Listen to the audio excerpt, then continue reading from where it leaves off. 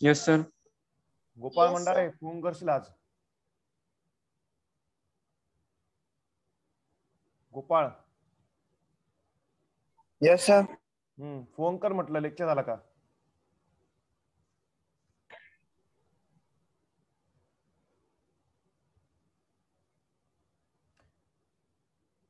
चला बघा, आपण काल काय बघितलं बेटा? Replication of DNA. ठीक आहे, we talk about replication of DNA. आता आपण थोडस काही फॅक्ट्स बद्दल बघून घेऊ डीएनए रेप्लिकेशनच्या. बघा मग, E coli complete the replication within the 18 minutes. E coli cell म्हणजे कोणती सेल बेटा? बॅक्टेरियाची सेल. बॅक्टेरियाच्या सेलमध्ये काय असतं बेटा? एक सिंगल क्रोमोझोमल डीएनए असतो, बरं का नाही? बॅक्टेरियाच्या सेलमध्ये काय असतो? एक सिंगल क्रोमोझोमल डीएनए असतो, जो बेटा अनवाइंड झाला it will look like what here? A circular DNA. अशा प्रकारचं स्ट्रक्चर दिसतं त्या डीएनएचं, ज्याला आपण काय म्हणतो? सर्क्युलर डीएनए म्हणतो. काय म्हणतो त्याला? Circular DNA. आपण मागच्या लेक्चरमध्ये सांगितलं होतं की बॅक्टेरियाच्या डीएनए मध्ये ओरिजिन ऑफ रेप्लिकेशन काय असतं? सिंगल, एकच असतं, बरं का नाही? काय असतो? सिंगल असतो, एकच असतो, बरोबर आहे का?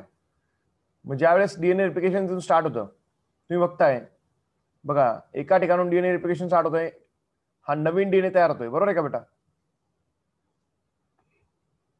दिसतं तुम्हाला इथे? डीएनए वरती काय तयार होतोय? नवीन डीएनए तयार होतोय. Yes or no? Yes or no? DNA replication आपल्याला माहिती आहे. डीएनए रेप्लिकेशन जर आपण विचार केला सेल डिव्हिजनच्या वेळेस, कधी बेटा? At the time of cell division कुठे होतं डीएनए रेप्लिकेशन? Very good. कुठे होतं बेटा? S phase of the cell cycle. कुठे होतं बेटा ते? एस फेज मध्ये होत असतं. कुठे होत असतं? एस फेज मध्ये होत असतं. क्लिअर? कुठे होत असतं बेटा ते? एस फेज मध्ये होत असतं. सेल सायकलच्या कोणत्या फेज मध्ये होतं? एस फेज मध्ये होतं. ठीक आहे. मग 18 मिनिटांमध्ये, नीट लक्षात घ्या, within the 18 minutes E coli complete the DNA replication.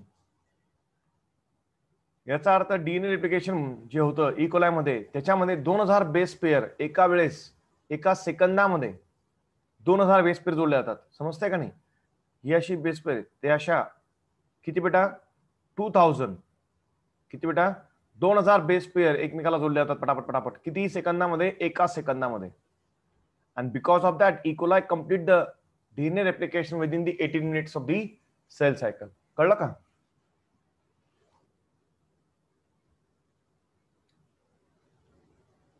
समजताय का काय बोलतोय मी? Yes sir. आणि महत्वाचं म्हणजे जेव्हा डीएनए रेप्लिकेशन होतं कोणामध्ये? प्रोकॅरियोटिक सेल मध्ये. आता ई कोलाय कोणती सेल बेटा? प्रोकॅरियोटिक सेल. कोणती सेल आहे? प्रोकॅरियोटिक सेल आहे. जेव्हा तिच्यामध्ये डीएनए रेप्लिकेशन होतं बेटा, तेव्हा डीएनए या फेज मध्ये रेप्लिकेशन करताना यासारखं स्ट्रक्चर दिसतं डीएनएचं. It will look like what here? Theta. काय बेटा? कशासारखा दिसतो? थीटा सारखा दिसतो. आणि that's why it is called what here? A theta replication. काय म्हणतात बेटा याला? याला म्हणतात बेटा थीटा रेप्लिकेशन म्हणतात. काय म्हणतात? Theta replication. कळतंय का नाही? काय म्हणतात बेटा याला? थीटा रेप्लिकेशन म्हणतात.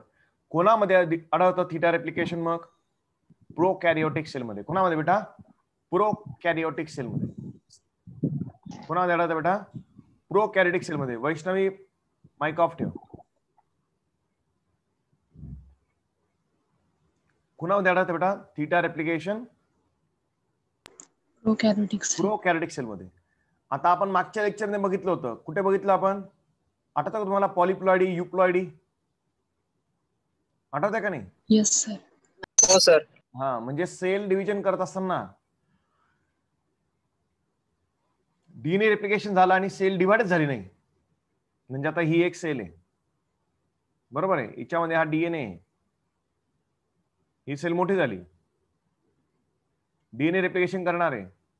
हिच्यामध्ये ह्या सेलमध्ये किती डीएनए तयार झाले? 2 डीएनए तयार झाले. आणि ही सेलनी काय नाही केलं बेटा? सेल डिव्हिजन झालंच नाही. हिच्यामध्ये सेल डिव्हिजन काय झालं बेटा? फेल झालं. तर मग ही सेल मध्ये काय झालं बेटा? फक्त डीएनए रेप्लिकेशन झालं आणि सेल पुढे डिवाइड झाली का? नाही.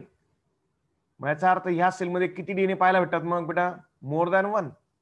आणि more than 1 DNA is seen when there is a failure of cell division. Normally काय होतं बेटा, ही सेल आहे, या सेलने डीएनए डबल केला आणि नंतर ही सेल काय करते बेटा, 2 डॉटर सेल मध्ये वाढते. आणि त्या 2 डॉटर सेल मध्ये काय होतो, एक एक डीएनए जाऊन लागतो. This is the normal cell division. आणि इथे हे काय बेटा, fail in cell division. Cell division fail झालं, फक्त डीएनए रेप्लिकेट झाला, डीएनए डबल झाला आणि सेल डिवाइड झाली नाही. तर अशा कंडिशन मध्ये एका सेल मध्ये आपल्याला किती डीएनए पाहायला भेटतात? 2. मोर दॅन 1 डीएनए. आणि यालाच काय म्हणतात बेटा, काय झाडाला पॉलिप्लॉइडी म्हणतात. काय झाडाला polyploidy. Clear? Polyploidy. Yes sir. Clear? समजलं का सगळ्यांना? काय म्हणतात पॉलिप्लॉइडी म्हणतात. आता डीएनए रेप्लिकेशन, आता नीट ऐका, खूप इंटरेस्टिंग आणि खूप टफ पॉइंट ह्या. डीएनए रेप्लिकेशन जे असतं ते सेमी कन्झर्वेटिव्ह मेथडनेच होतं. हे प्रूव्ह केलं. कोणी प्रूव्ह केलं? 2 ग्रेट सायंटिस्ट होते, मेसलसन अँड स्टाल. कोण होते बेटा? 2 ग्रेट सायंटिस्ट होते. कोण बेटा? मेसलसन आणि काय, स्टाल. यांनी सांगितलं की डीएनए रेप्लिकेशन जे आहे ते सेमी कन्झर्वेटिव्ह मेथडनेच होतं. आता नीट ऐका काय बोलतोय मी. Semi conservative method of DNA replication हे कोणी मांडली होती ही टेक्निक? कोण होता तो? Meselson and Stahl. असं आहे तुमचा वॅटसन अँड क्रिक नाही. कोण होता तो? सर क्वेश्चन रिपीट करा. तुम्हाला डायरेक्ट पॉइंटर घेऊन जावं लागतं, स्लाइडर घेऊन जावं लागतं. तुम्हाला काय आठवत नाही, डायरेक्ट तुम्ही एकदम हेड्यावाणी करतात सगळे.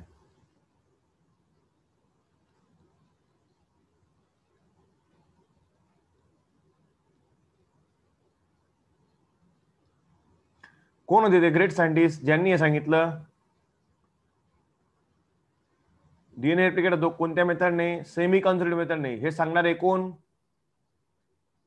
कोण आहे 2? Watson and Crick. Watson and Crick. आणि याला प्रूव्ह कोणी केलं?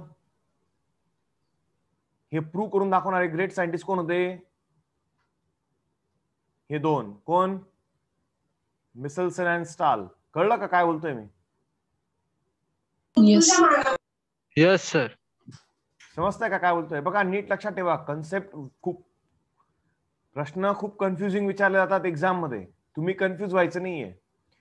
प्रश्न काय विचारला? Semi conservative model of DNA replication propose केलं कोणी? वॅटसन आणि क्रिकनी. त्याला एक्सपेरिमेंटली प्रूव्ह कोणी केलं? ह्या मॉडेलला एक्सपेरिमेंटली प्रूव्ह केलं. एक्सपेरिमेंटली प्रूव्ह केलं कोणी बेटा? मेसलसन अँड स्टालने. क्लिअर? हा फरक आहे. हे मॉडेल प्रपोज करणारे वेगळे होते आणि हे मॉडेल प्रूव्ह करणारे वेगळे सायंटिस्ट होते. कळतंय का नाही? Yes sir. हे बघा, मागच्या वेळेस नीट आणि सीईटी मध्ये, मागच्या वेळेस नीट मध्ये प्रश्न होता, क्रोमोझोमल थेअरी ऑफ इनहेरिटन्स कोणी प्रपोज केली होती? सांगा. Chromosomal theory of inheritance propose कोणी केली होती?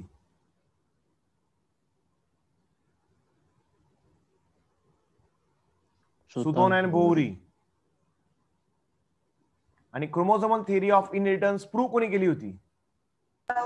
Thomas Morgan. बरोबर. कोण होता तो? Thomas Morgan. बरोबर जागृती. हे 2 वेगळे प्रश्न आहेत, कन्फ्युज नाही व्हायचं. समजतंय ना? तसं आता इथं पण एक कन्फ्युज होऊ नका. थेअरी प्रपोज कोणी केली? डीएनए सेमी कन्झर्वेटिव्ह मेथडने रेप्लिकेट होतो हे सांगणारे great scientist Watson and Crick. Prove करणारे कोण? हे मिसेल्सन आणि स्टाल. Very good. आता नीट बघा यांनी काय केलं हे बघा नीट. काय बेटा, सगळ्यात महत्त्वाची गोष्ट नीट ऐका तुम्ही. डीएनए रेप्लिकेट होतो आपल्याला माहिती आहे, बरोबर की नाही? डीएनए रेप्लिकेट करताना आपल्याला काय लागतं बेटा? डीएनए बनवायचं आहे आपल्याला, डीएनए बनवायचं आहे. काय लागेल आपल्याला? न्यूक्लियोटाइड्स, बरोबर आहे का? डीएनए कशाने बनलेला आहे? कशाने बनला आहे? न्यूक्लियोटाइड्स. न्यूक्लियोटाइड्स. न्यूक्लियोटाइड्स.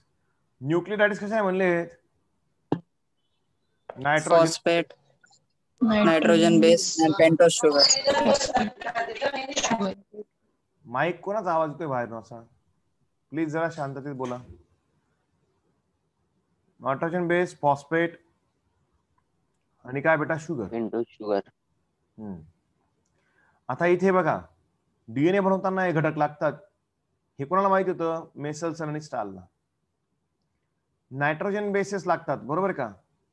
त्यांनी फोकस कुठे केला? नायट्रोजन बेसिसवर फोकस केला. डीएनए बनवताना लागणारे घटक कोणते? Nitrogen basis. नायट्रोजन बेसिस मध्ये दोन महत्वाच्या गोष्टी असतात. काय असतात नायट्रोजन बेस मध्ये? नायट्रोजन असतो, हो का नाही? आपण ते प्युरिन आणि पिरिमिडिनचे स्ट्रक्चर बघितले होते, आठवतंय का तुम्हाला?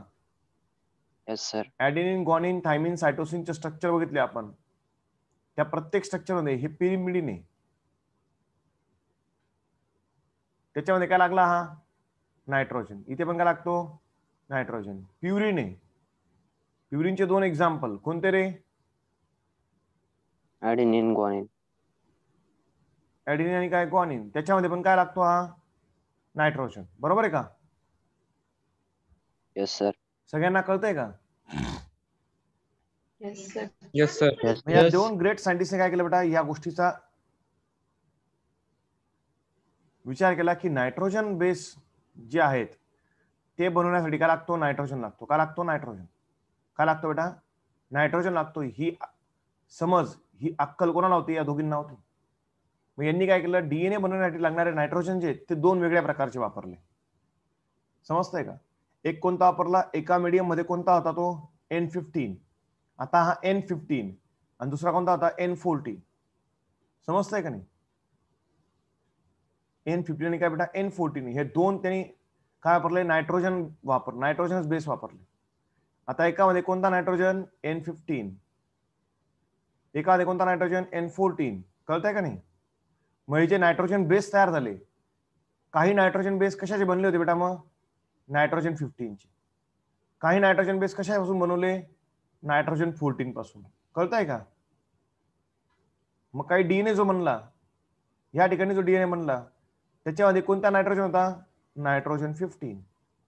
या ठिकाणी जो डीएनए बनला त्याच्यामध्ये कोणता नायट्रोजन होता? नायट्रोजन 14. कळतंय का? Yes sir. अरे कळतंय का काय बोलतोय मी? Yes sir. एव्हरीवन प्रत्येकाने सांगा, समजतंय का? मी काय सांगतोय? डीएनए बनवताना काय लागतं? डीएनए कशाने बनले आहेत? Nitrogen base. न्यूक्लियोटाइड्स बनले आहेत. न्यूक्लियोटाइड कशाने बनले आहेत? Nitrogen base. Nitrogen base, sugar, pentose sugar, phosphate. Phosphate group. Phosphate group. Mic off ठेव. कोणाचा आजूबाजूचा आवाज नाही आला पाहिजे. साऊंड थोडं शांत ठिकाणी बसत चला. Nitrogen base. आता हे नायट्रोजन बेस जे आहेत यांच्यामध्ये काय लागतं बेटा? काय असतो यांच्यामध्ये? नायट्रोजन लागतो, बरोबर का नाही? हे बनवताना नायट्रोजन बेस बनवताना काय लागतो? नायट्रोजन. या सायंटिस्ट लोकांनी काय केलं? हा जो नायट्रोजन लागतो हा दोन प्रकारचा वापरला. N14 आणि काय? N15. N15 कसा होता बेटा? हेवी वेट होता. हेवी म्हणजे काय बेटा? वजनदार. आणि हा N14 कसा होता? Light weight.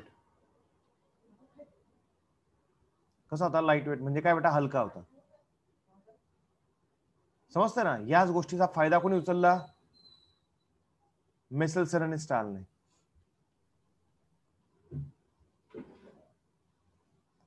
कळतंय का काय बोलतोय मी? यांनी काय केलं? ई कोलायची सेल होती. कोणती सेल होती? E coli. ई कोलायला काय केलं बेटा? एका पेट्री प्लेट मध्ये ग्रो केलं. ज्या पेट्री प्लेट मध्ये काय होता? नायट्रोजन 14 होता. काय होता? नायट्रोजन 14. समजतंय का नाही? मग ही ई कोलायची सेल होती. ह्या ई कोलाय सेल मध्ये आता ही एक ई कोलाय सेल आहे, हिच्यामध्ये डीएनए बनला. ही ई कोलाय सेल डबल झाली, 2 सेल तयार झाल्या, 2च्या 4 झाल्या. कळतंय का नाही? मग या प्रत्येक सेल मध्ये डीएनए तयार झाला, बरोबर आहे का नाही? आणि इथे जो डीएनए तयार झाला त्या डीएनए मध्ये कोणता नायट्रोजन होता? नायट्रोजन 14. का? कारण डीएनए बनलेला असतो कशाने? न्यूक्लियोटाइडने. न्यूक्लियोटाइड मध्ये काय असतात? Nitrogen base. Nitrogen base. कळलं का? मग या सायंटिस्ट लोकांनी काय केलं, एक इकोलाय असे बनवल्या, इकोलायच्या सेल अशा बनवल्या ज्या इकोलाय सेल मध्ये कोणता डीएनए असेल? डीएनए असेल कोणता? ज्याच्यामध्ये कोणते नायट्रोजन बेस आहेत? N14. म्हणजे हा जो डीएनए आहे सोप्या भाषेत कसा असेल बेटा? हा लाईट वेट. माझं एवढं सांगण्यामागचं कारण तुम्हाला कळालं का? पुस्तकात कुठेच एवढं डिटेल दिलेलं नाही. त्यांनी एवढं अज्युम केलेलं असतं की विद्यार्थी हे 10th पास झालेले आहेत, विद्यार्थ्यांना खूप जास्त माहिती आहे, विद्यार्थ्यांना या बेसिक गोष्टी सांगण्याची गरज नाही, म्हणून ते काही गोष्टी पुस्तकामध्ये काय करतात? स्किप करतात. समजतंय का नाही? खूप शिक्षक सुद्धा या गोष्टी स्किप करतात by assuming that the student is knowing everything. पण मी तुम्हाला सगळ्या गोष्टी उघड उघड सांगतोय, याचा फायदा तुम्ही नीट घ्या. नाही समजलं त्या क्षणाला हात वर करा, नाही तसं जमत असेल तर चॅट बॉक्स मध्ये लिहा, सर नाही समजत आहे. पण नुसतं हा लावू नका. कळतंय का सगळ्यांना? कळालं का सगळ्यांना? हा. आणि त्यांनी काय केलं, दुसऱ्या इकोलाय सेलला एका पेट्री प्लेट मध्ये ग्रो केलं, जिच्यामध्ये कोणता नायट्रोजन होता? नायट्रोजन 15. समजतंय का नाही? मग इथे ही इकोलाय सेलला ग्रो केलं. इथेच्या इकोलाय सेल पासून सेल तयार झाल्या 2 सेल, 2 पासून 4 सेल. मग या प्रत्येक सेल मध्ये डीएनए जो आहे त्या डीएनए मध्ये काय आला बेटा? नायट्रोजन 15 आला. म्हणजे तो डीएनए वजनाने कसा आणला रे बेटा? हेवी. काय होता तो नायट्रोजन 15? कसा होता तो? Heavy weight DNA. समजतंय का नाही? दोन्ही सेल कोणत्या आहेत? इकोलायच्याच आहे. बघू शकता तुम्ही, इथं पण इकोलाय सेल आहे, ही पण कोणती सेल आहे? इकोलायची सेल आहे. बरोबर आहे का नाही? हो का नाही? Yes sir. इथपर्यंत समजलं सगळ्यांना? Yes sir. Very good.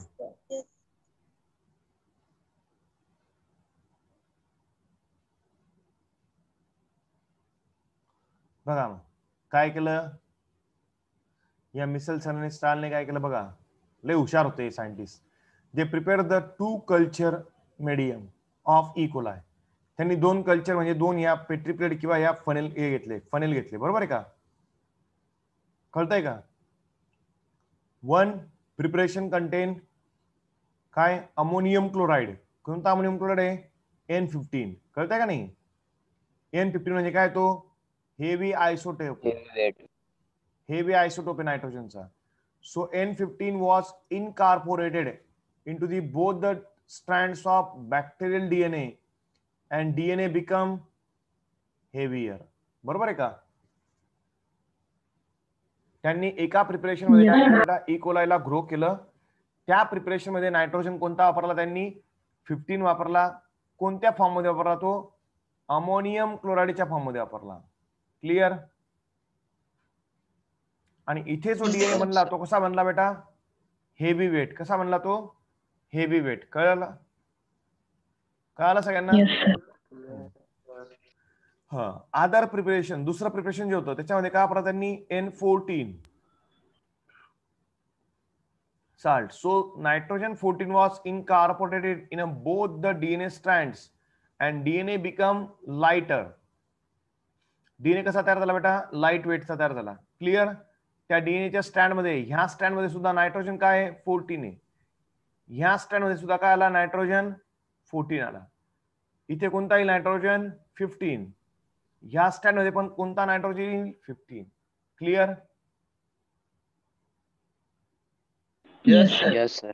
हा, त्यांनी काय केलं बेटा, अजून हे सगळं व्यवस्थित होतंय का नाही, हा प्रयोग व्यवस्थित होतोय का नाही, त्यासाठी त्यांनी काय केलं, त्यांना एका सेंट्रीफ्यूज ट्यूब मध्ये टाकलं, एकत्र दोघी मिक्सचर काय केले, एकत्र केले, समजते ना, दोन्ही डीएनए काय केले, एका टेस्ट ट्यूब मध्ये टाकले. त्या टेस्ट ट्यूब मध्ये त्यांनी काय टाकलं, CSCl. कोणी सांगू शकतं मला what is mean by CSCl? What is the C stand for? Caesium. काय? Cesium. Caesium chloride. Caesium. बरोबर. मग त्यांनी काय केलं बेटा, सीझियम क्लोराइडच्या मीडियम मध्ये काय केलं त्यांनी, त्याला सेंट्रीफ्यूज केलं. तुम्हाला माहिती आहे सेंट्रीफ्यूज करण्यामध्ये काय करता बेटा, याला फिरवतात एका मशीन मध्ये, बरोबर का नाही. या टेस्ट ट्यूब अशा काय होतं बेटा, 360च्या अँगलने फिरतात. जेव्हा या टेस्ट ट्यूब अशा फिरतात आडव्या, तेव्हा काय होतं बेटा, जे वजनदार असतं ते खाली राहून जातं, बरोबर आहे का नाही. जे वजनदार असतात ते खाली राहतात आणि जे हलके असतात ते वर राहतात, बरोबर आहे का. काय बोलतोय कळतंय का सगळ्यांना? तेव्हा आपण याला सेंट्रीफ्यूज करतो, अल्ट्रा सेंट्रीफ्यूज करतो. सेंट्रीफ्यूज तुम्ही शिकले असाल, सेंटर पासून कुठे जाणं बेटा, पेरिफेरीकडे फिरणं. पाळणा बघितलाय का, ते बैठे पाळणे जे असतात त्याच्यावर चेन लावलेले असतात त्याच्या खाली, त्याच्यात बसला आणि तो जोरात फिरला की आपण असे ग्रॅव्हिटीच्या दिशेने बाहेर फेकला जातो. सेंटर पासून आपण कुठे फेकला होतो बेटा, पेरिफेरीकडे फेकला होतो. Yes or no? याला काय म्हणतात बेटा, याला म्हणतात बेटा सेंट्रिफ्युगेशन. मग इथे अल्ट्रा सेंट्रिफ्युगेशन झालं आणि सेंट्रिफ्युगेशन मध्ये काय झालं बेटा, डेन्सिटी वाईज, नीट ऐका बरं का, कशा वाईज, डेन्सिटी वाईज काय झालं, डीएनएचं काय झालं बेटा, सेपरेशन झालं. कळतंय का? म्हणजे हेवी वेट डीएनए जे होते ते कुठे आले, खालीच्या थरात सापडले, आणि लाईट वेट डीएनए जे होते कुठे सापडले, एकदम वरच्या थरामध्ये सापडले. Clear? Yes, sir. Yes, sir.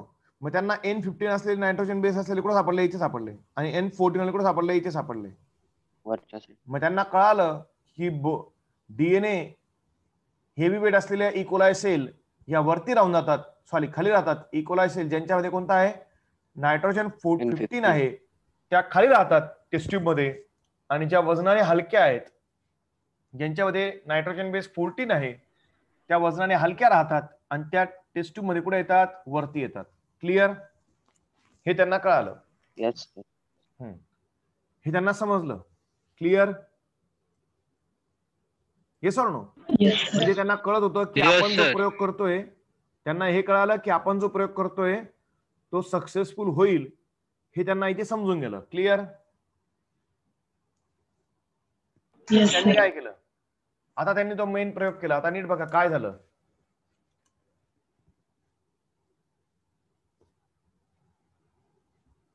आता इथं थोडंसं कन्फ्युजन आहे, नीट ऐका फक्त इथे. मग त्यांनी काय केलं, they took the E coli cell from nitrogen 15. नीट बघा, इकोलाय सेलला कुठून उचललं, नायट्रोजन 15च्या मीडियम मधून उचललं आणि तिला ट्रान्सफर केलं कुठे बेटा, नायट्रोजन 14च्या मीडियम वरती ट्रान्सफर केलं. After one generation, that is after 20 minutes, they isolate and centrifuge the DNA. Its density was intermediate hybrid between 15 and 14 DNA. This shows that the newly formed DNA having a one strand old and one strand of new type. This confirms the semi-conservative method of DNA replication. आता काय sir हे बघा, मी तुम्हाला नीट सांगतो. आता डोकं शांत ठेवून ऐका. इकोलाय सेल घेतली, कोणत्या मीडियमची उचलली त्यांनी, कोणत्या मीडियमची उचलली, N15 मीडियमची उचलली. N15. आता इकोलाय सेल वर जाऊ आपण, बरोबर आहे. कोणत्या मीडियम मधले, ही N15. आता N15 म्हणजे ही कशी आहे बेटा, Heavy weight. Heavy weight. कशी आहे ही, हेवी वेट डीएनए ची, बरोबर आहे. आता हिचा डीएनए आपण ड्रॉ करू, हा डीएनए चा, बरोबर आहे का. हिच्या डीएनए मध्ये नायट्रोजन बेस कोणते रे, सगळे N15 वाले, बरोबर आहे का. Yes, sir. सगळे कोणते, याच्यामध्ये दोन्ही स्ट्रँड मध्ये कोणते आहेत, N15. दोन्ही स्ट्रँड मध्ये सांगतोय मी, इथे पण कोणता आहे, N15, बरोबर आहे का.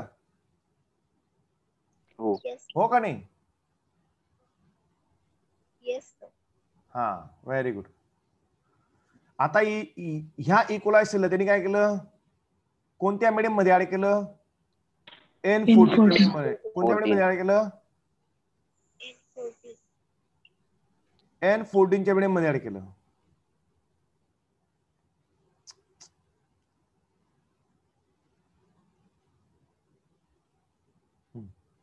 कोणत्या मीडियम मध्ये ऍड केलं, N14 च्या मीडियम मध्ये ऍड केलं.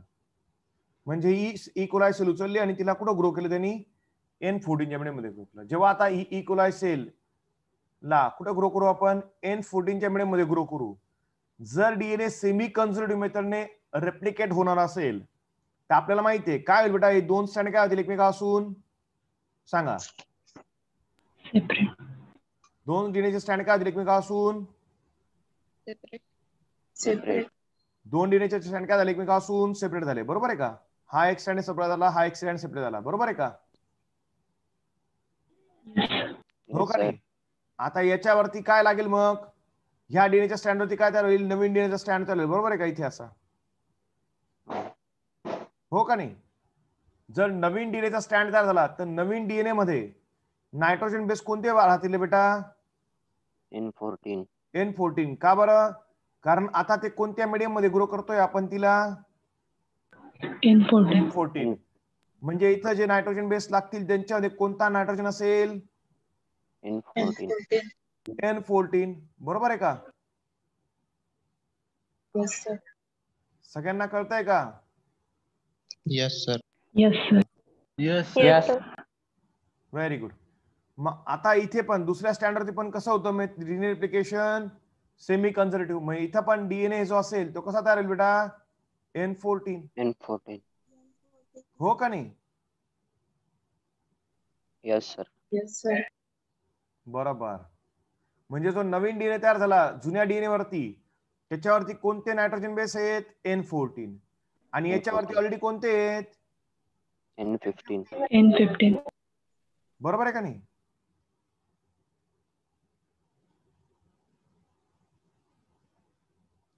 याच्याकडे कोणते आहेत अजून, N15.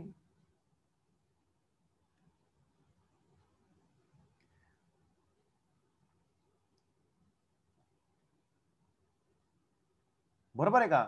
मग एका सेल मध्ये आता ही जी नवीन सेल तयार झाली इकोलायची,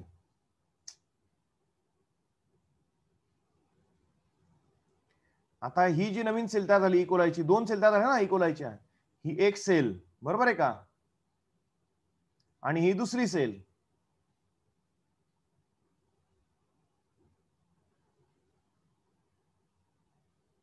ही दुसरी सेल तयार झाली, बरोबर आहे का. या दोन सेल मध्ये तुम्ही बघताय, या दोन सेल ज्या तयार झाल्या, या दोन सेल मध्ये काय दिसतं तुम्हाला, नायट्रोजन बेस कोणते आहेत, N15 पण आहे आणि काय N14 पण आहे. N14.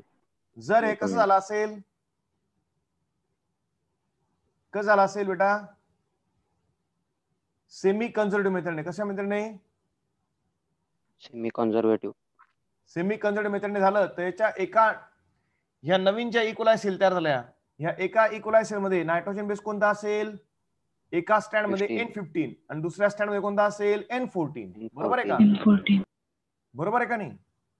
आणि जेव्हा ह्या सेलला जेव्हा आपण, म्हणजे जेव्हा यांनी याला सेंट्रीफ्यूज केलं, आता ह्या सेलला जेव्हा तो सेंट्रीफ्यूज करेल, कोण सेंट्रीफ्यूज करेल, मिसल्स आणि स्टाल.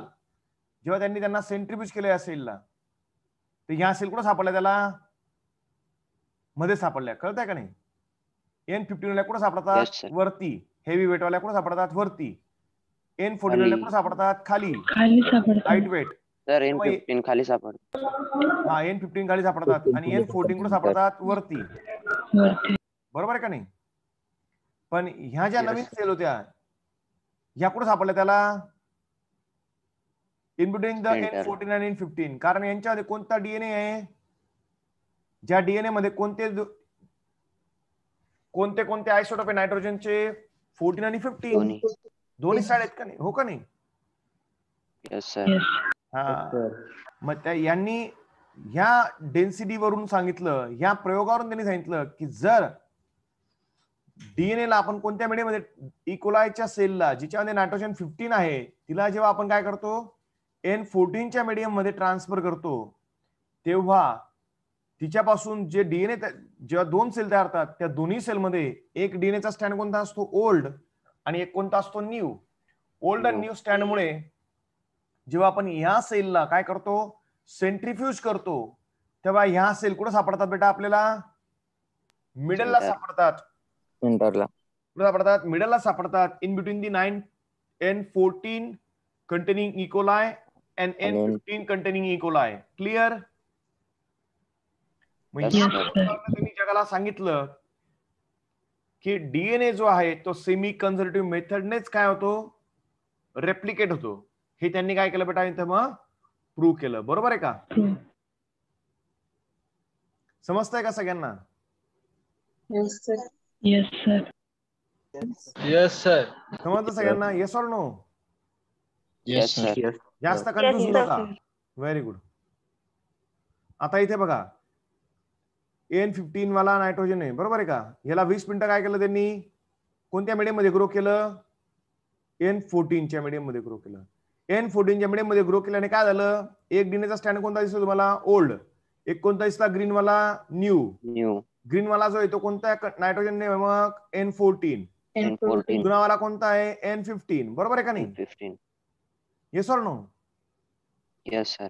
हा, आणि जेव्हा यांना काय केलं त्यांनी, काय केलं बेटा त्यांनी, जेव्हा त्याला सेंट्रीफ्यूज केलं तेव्हा N15 ला कुठे येतो, एकदम बॉटमला बघा टेस्ट ट्यूबच्या, दिसतंय का, हेवी. N14 ला कुठे येतो, टेस्ट ट्यूबच्या जवळ येतो, लाईट वेट असल्याने. बरोबर आहे का? आणि हा N14-15 हायब्रिड वाला कुठं आला, सेंटरला. बरोबर आहे का नाही? आणि yes or no? Yes sir. मग याच्यावरनं काय प्रूव्ह होतं बघा, दिसतंय का तुम्हाला, हा बघा दिसतोय तुम्हाला मध्येच आला सेंटरला, हा सेंटरला जो आला हा कोण आहे, मग हा N14 आणि काय N15 वाला आहे. क्लिअर? Yes sir. मग ह्या एक्सपेरिमेंटवरनं मिसलसन आणि स्टालने काय प्रूव्ह केलं की डीएनए रेप्लिकेशन हे कोणत्या मेथडने होतं, सेमी कन्झर्वेटिव्ह मेथडने होतं. Clear? Yes sir. Yes sir. Very good. Yes. हा, आता प्रश्न ऐकून घ्या. This it is not too much important for the board. Board exam साठी याच्यावरती क्वेश्चन येण्याचे चान्सेस कमी आहेत. सिंपल क्वेश्चन विचारला जाईल बेटा इथे बोर्ड एक्झाम मध्ये, काय डीएनए रेप्लिकेशन कोणी प्रूव्ह केलं, मिसलसन आणि स्टालने प्रूव्ह केलं. डीएनए रेप्लिकेशन सेमी कन्झर्वेटिव्ह मेथडने होतं हे सांगणारे सायंटिस्ट कोण होते, वॅटसन आणि क्रिक. रेप्लिकेशन ह्या पद्धतीने होतं हे एक्सपेरिमेंटली प्रूव्ह केलं कोणी, मिसलसन आणि स्टालने. यांनी ह्या प्रयोगामध्ये कोणत्या सेल वापरल्या, ई कोलाई. यांनी हा प्रयोग प्रूव्ह करण्यासाठी काय वापरले, नायट्रोजनचे आयसोटोप वापरले. काय वापरले, नायट्रोजनचे आयसोटोप्स वापरले, हेवी वेट आणि काय, लाईट वेट. यांनी सेंट्रीफ्यूज करताना त्या सेंट्रीफ्यूज टेस्ट ट्यूब मध्ये काय वापरलं, डेन्सिटी ग्रेडियंट काय वापरला, CSSL, सेसियल क्लोराइड वापरला त्यांनी. काय वापरला, सेसियल क्लोराइड वापरलं. हे प्रश्न आहेत, लक्षात ठेवा. These are the questions of the exam. Clear? Yes or no? Very good. त्याच्यानंतर एक सायंटिस्ट होऊन गेले, कोण, हर्बर्ट बोयर. कोण होऊन गेले बेटा, हर्बर्ट बोयर होऊन गेले. कोण होऊन गेले, Herbert Boyer, sorry Herbert Taylor, Boyer नाही, sorry Herbert Taylor and colleague in 1958 performed a similar experiment on a Vinca Vicia faca, that is a faba beans. Vicia faba वरती त्यांनी हा प्रयोग करून बघितला. त्यांनी इथे काय वापरलं बेटा, रेडिएक्टिव्ह थायमिडिन वापरलं. काय वापरलं, radioactive thymidine to detect the distribution of newly synthesised DNA in the chromosomes. कळतंय का नाही? यांनी काय केलं बेटा, अशाच काही प्रकारचा प्रयोग केला ज्या प्रयोगामध्ये त्यांनी काय वापरलं, एका मीडियम मध्ये काय वापरलं, रेडिएक्टिव्ह थायमिडिन, चमकणारा थायमिडिन वापरलं.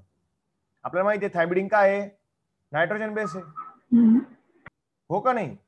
जे कशामध्ये इन्क्लूड होतं बेटा, डीएनए, न्यूक्लियोटाइड मध्ये. न्यूक्लियोटाइड कशाचा भाग आहे, डीएनएचा, हो का नाही? हा, रेडिएक्टिव्ह थायमिडिन वापरलं आणि नवीन डीएनए बनवून बघितले.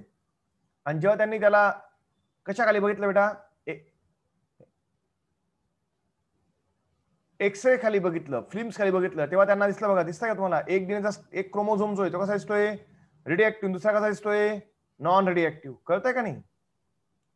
Yes sir. मग त्यांनी हाच प्रयोग जो आहे तो पुन्हा एकदा की डीएनए रेप्लिकेशन हे सेमी कन्झर्वेटिव्ह मेथडने होतं, हे अजून कोणी टेलर आणि यांच्या कलिगनी कधी 1958 मध्ये यासारखाच मिसेल्स आणि स्टाल सारखाच प्रयोग केला. फक्त त्यांनी इथे काय वापरलं, रेडिएक्टिव्ह थायमिडिन वापरलं. रेडिएक्टिव्ह थायमिडिन कोणावरती वापरलं, कोणत्या प्लांटवरती प्रयोग केला, विसिया फॅबा, त्याला फॅबाबिन्स म्हणतो आपण. ठीक आहे, clear. It prove that the DNA in chromosome replicate semi conservatively. आता बघा यांनी काय सांगितलं की क्रोमोझोम मध्ये जो डीएनए आहे, जो नवीन डीएनए तयार होतो तो कसा तयार होतो, सेमी कन्झर्वेटिव्ह मेथडने तयार होतो. हे त्यांनी इथं प्रूव्ह करून दिलं. सेम मेकॅनिझम, बाकी वेगळं काही नाही बेटा. Clear? Yes sir. Yes sir no. मग लक्षात ठेवा, आता मी महत्वाचं सांगतो, नीट ऐका. 2च पॉइंट सांगतो, नीट ऐका. काय बेटा, अजून हा प्रयोग कोणी प्रूव्ह करायचा प्रयत्न केला, टेलर अँड कलिग्सनी. कोणावरती प्रयोग केला त्यांनी, विसिया फॅबाबिन्स वरती केला. काय वापरलं त्यांनी इथे मटेरियल, रेडिएक्टिव्ह थायमिन नाही बरं का, थायमिन नाही, काय थायमिडीन, थायमिन नाही, थायमिडीन. यांनी हा प्रयोग कोणामध्ये प्रूव्ह केला, क्रोमोझोम मध्ये प्रूव्ह केला की क्रोमोझोम सेमी कन्झर्वेटिव्ह मेथडने रेप्लिकेट होतात, हे त्यांनी प्रूव्ह केलं. क्लिअर?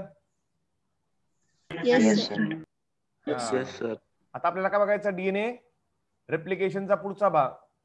डीएनए रेप्लिकेशन झाला, तर आपल्याला काय बघायचं, ट्रान्सक्रिप्शन. म्हणजे काय बेटा, एमआरएनए कसा तयार होतो ते बघायचंय. रिजॉईन करा सगळ्यांनी, काय करा, रिजॉईन. पळून जाऊ नका.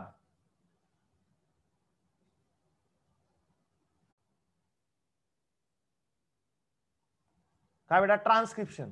आता ट्रान्सक्रिप्शन म्हणजे काय सगळ्यांना माहिती आहे तरी सुद्धा सांगतो. What is in by transcription? DNA पासून काय तयार होणार बेटा, RNA, mRNA, not the RNA, mRNA.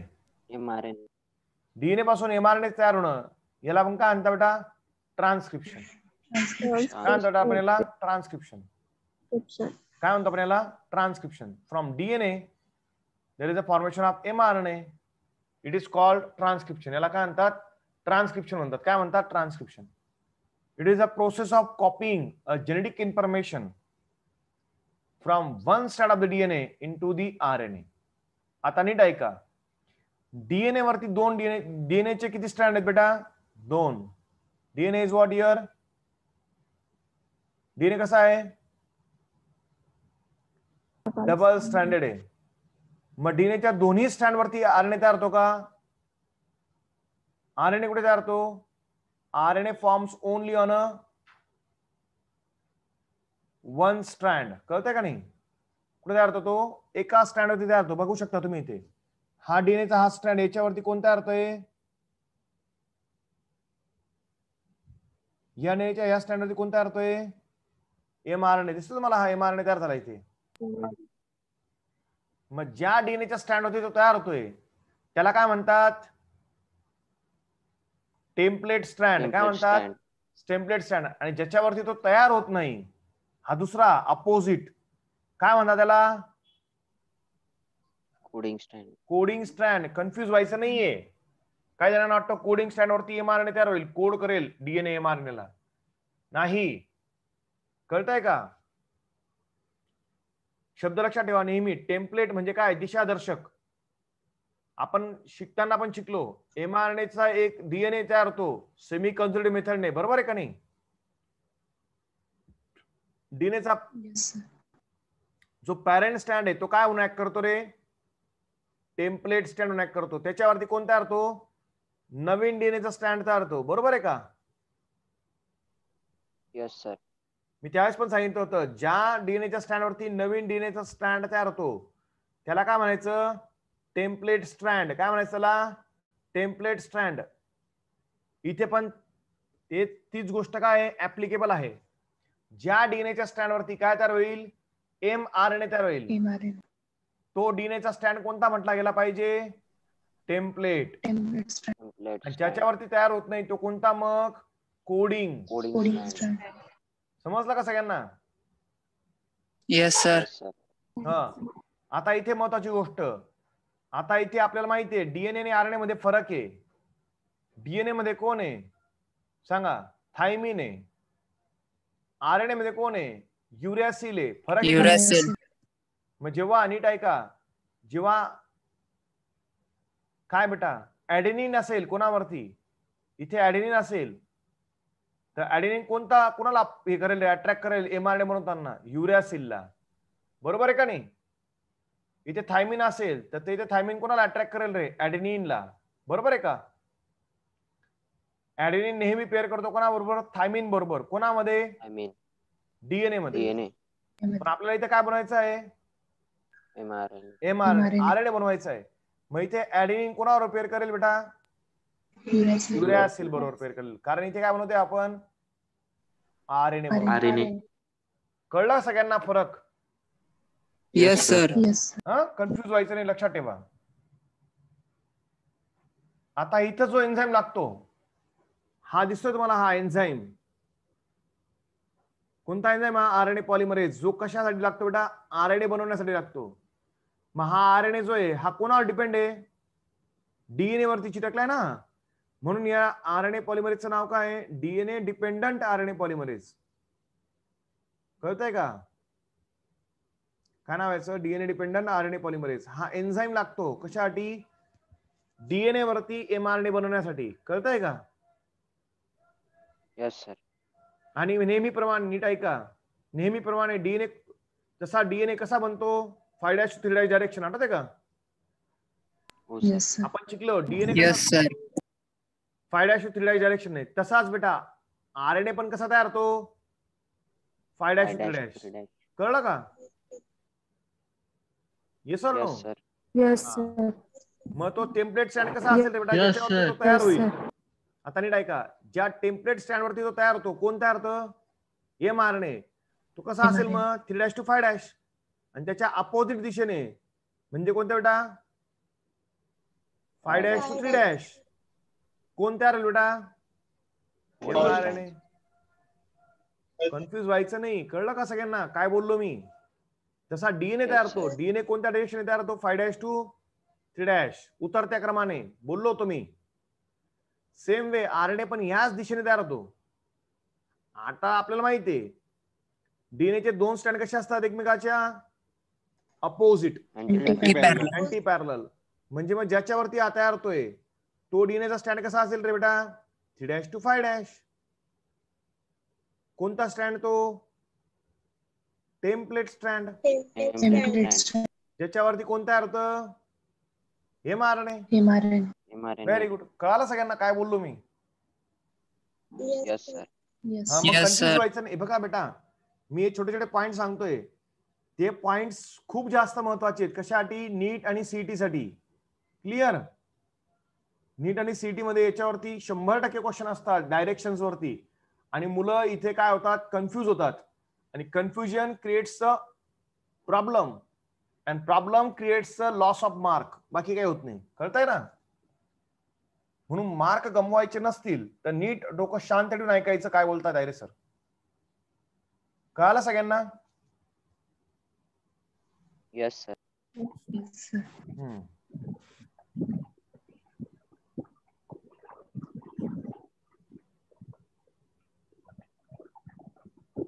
Vaishnavi mic off ठेव बाई. इथपर्यंत समजलं सगळ्यांना? Yes, sir. Okay, we will continue this same topic tomorrow. ठीक आहे?